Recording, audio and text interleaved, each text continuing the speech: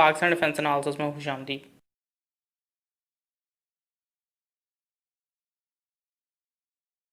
Recently इस चीज़ की news सामने आई है कि रशिया ने जो है पूरी तरह से पाकिस्तान को कोविड-19 की वैक्सीन देने के लिए हामी भर ली है। यानी वो पाकिस्तान को कोविड-19 की वैक्सीन की डिलीवरी के लिए पूरी तरह से तैयार हैं। स्पुतनिक 5 के नाम से इस वैक्सीन को तैयार किया जा रहा है, जो कि रशिया के मुताबिक दुनिया की पहली सर्टिफाइड वैक्सीन है। पाकिस्तान खुद भी इस वैक्सीन के प्रोसेस में है, यानी इसकी तैयारी के प्रोसेस में है। चाइना से भी पाकिस्तान की कोलैबोरेशन जारी है। और ऑफ कोर्स चूँकि कोविड-19 एक बहुत अहम थ्रेट है, इस पे जिस कदर प्रिकॉशंस और बैकअप सप्लाईज को आप सिक्योर कर सकते हैं उतना ही बेहतर है। उसके अलावा ये रशिया के साथ हमारे रिलेशंस का या इम्प्रूव रिलेशंस का एक बहुत बड़ा फैक्टर है और होपफुली आगे चल के हमें इसके मज़ीद सबूत देखने को मिलेंगे। मेरे ख्याल से इस चीज़ पे हमें बात करना ज़रूरी है कि इंडिया जो है इस मौके पे दुनिया का सबसे बड़ा कोविड इफेक्टिव मुल्क है। पिछले 3 हफ्तों से जो है इंडिया के अंदर हर रोज़ कोरोना वायरस इन्फेक्शन की तादाद का नंबर जो है वो पिछले दिन के मुकाबले में बढ़ता जा रहा है। पिछले 24 घंटों में अराउंड 77,226 के करीब केसेस जो हैं वहाँ पे मौजूद हैं। इंडिया जो है इस वक्त कोरोना वायरस केसेस का सबसे ज़्यादा अफेक्टेड मुल्क है। दुनिया के 1/3 केसेस जो हैं इस वक्त इंडिया से निकल रहे हैं और सबसे ज़्यादा ख़तरनाक बात ये है कि इंडिया का टेस्टिंग रेट जो है वो इंतहाई कम है। पर मिलियन के हिसाब से यानी 10 लाख के हिसाब से उनका टेस्टिंग रेट 118वें नंबर पे है। 118वें नंबर पे पोजीशन है उनकी टेस्टिंग रेट के हिसाब से, और इसके बावजूद जो है 77,000 प्लस केसेस और जो बढ़ते ही जा रहे हैं। और द फैक्ट कि इस पे बहुत कम ध्यान दिया जा रहा है, ये बहुत ख़तरे की बात है। क्योंकि शुरुआत में इंडियन गवर्नमेंट का जो प्लान था उसके तहत उन्होंने पूरा मुल्क जो है इंडिया का लॉकडाउन कर दिया था, और उसके बाद ऑब्वियसली उनके लिए इतनी बड़ी पॉपुलेशन को कंट्रोल करना बहुत मुश्किल था। ऑब्वियसली उनके लिए बहुत ज़्यादा प्रेशर है पॉपुलेशन ग्रोथ के हिसाब से। उसके बाद नेचुरली जब लॉकडाउन किया गया था तो लोग अपने इलाकों में वापस जाना चाहते थे, और इतनी बड़ी पॉपुलेशन को कैसे कंट्रोल किया जाए। सेकंड, मेरे ख्याल से एसओपीज़ पे भी इतनी अवेयरनेस नहीं दी गई। उनकी इकनॉमी के हवाले से डिप्रेशन जैसी वार्निंग्स तो सामने आ ही रही थी। इन एसओपीज़ के हवाले से चूँकि आई गेस उनके चंद ऑफिशियल प्लेयर्स भी जो हैं यूएई में पॉजिटिव टेस्ट हुए हैं, तो क्वेश्चन यही है कि प्रॉपर एसओपीज़ को क्यों नहीं फॉलो किया गया।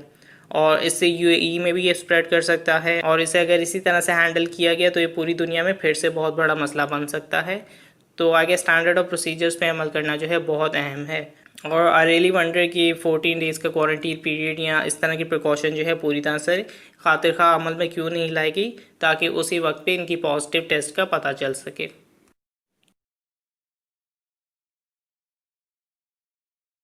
चंद दिन पहले एक 3D मॉडल निकल के सामने आया था। शुरुआत में ही मैं इसे क्लियर कर दूं कि अभी ये अनकन्फर्म्ड है, लेकिन स्पेकुलेशंस के मुताबिक ये उन 3 डिज़ाइंस में से एक डिज़ाइन है जो कि पाकिस्तान एयरफोर्स के प्रोजेक्ट अज़म के डिज़ाइंस में शामिल है। अगेन मैं ये बता दूं कि अभी इसकी कंफर्मेशन किसी तरीके से नहीं हुई है। प्रोजेक्ट अज़म के हवाले से जो लेटेस्ट इन्फॉर्मेशन पब्लिक है वो यही है कि इसके डिज़ाइन के दूसरे साइकिल को कंप्लीट कर लिया गया है। 3 साइकिल्स को परफॉर्म किया जाना है, जिनमें से 2 साइकिल जो हैं अभी तक परफॉर्म किए जा चुके हैं।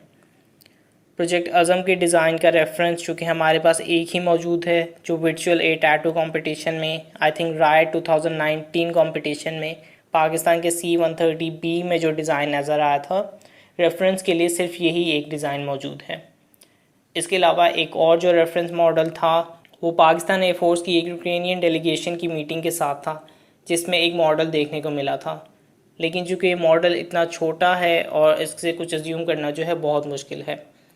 जो राइट 2019 में पाकिस्तान के C-130B की टेल से अगर आप कंपेयर करें तो ऑफ कोर्स दोनों में कुछ डिफरेंसेस मौजूद हैं, लेकिन इसके बावजूद सिमिलैरिटीज़ जो हैं वो बहुत ज़्यादा हैं, जिसको हम डिज़ाइनिंग के फेस में साइकिल एवोल्यूशन या मॉडिफिकेशन के साथ एट्रीब्यूट कर सकते हैं। बहरहाल इसे मैं इसलिए बता रहा हूँ कि चूँकि ये कंफर्म नहीं है कि प्रोजेक्ट अज़म का ये डिज़ाइन किया हुआ मॉडल कंफर्म है कि नहीं, तो इसके लिए सिर्फ कंसिस्टेंसी का फैक्टर ही है कि पिछले डिज़ाइन के हिसाब से ये कितना कंसिस्टेंट है, जिससे हम इसकी क्रेडिबिलिटी का अंदाज़ा लगा सकते हैं। डिज़ाइन के हवाले से अभी कमेंट करना शायद ठीक ना होगा, चूँकि अभी कंफर्म नहीं है कि पाकिस्तान के 5th जनरेशन फाइटर जेट का आखिरी या फाइनलाइज डिज़ाइन क्या है।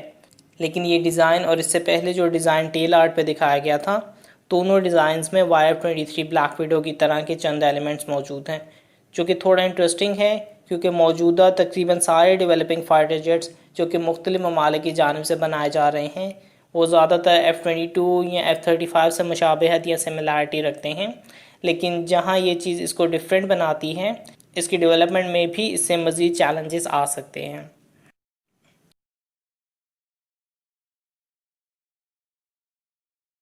आखिर में हम GF-17 थंडर के बारे में बात कर लेते हैं। रिसेंटली नाइजीरिया को उनके 3 GF-17 थंडर की डिलीवरी के हवाले से काफ़ी उम्मीद नज़र आ रही है। बज़ाहिर ट्रेनिंग के लिए भी नाइजीरियन एयरफोर्स के चंद क्रू मेंबर्स पाकिस्तान में मौजूद हैं और इस हवाले से वो ट्रेनिंग ले रहे हैं। लेकिन नाइजीरिया की GF-17 थंडर की परचेज शायद यहीं पे रुकने नहीं वाली है। ऐसी न्यूज़ आ रही है कि तकरीबन 40 के करीब GF-17 थंडर जो हैं वो नाइजीरिया ख़रीद सकता है।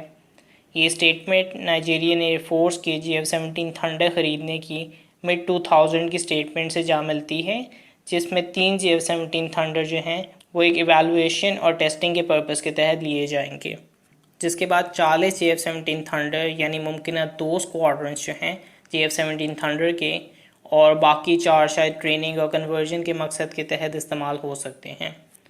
जेन्स ने जो है एक सीनियर पाकिस्तानी ऑफिशियल को 2014 में कोट किया था, जिसमें ये बताया गया था कि नाइजीरिया जो है एक डील साइन करने के बहुत करीब है और नाइजीरियन एयरफोर्स ने 25 से 40 GF-17 थंडर की परचेज़ के लिए रिकमेंडेशन को फाइनलाइज कर दिया है।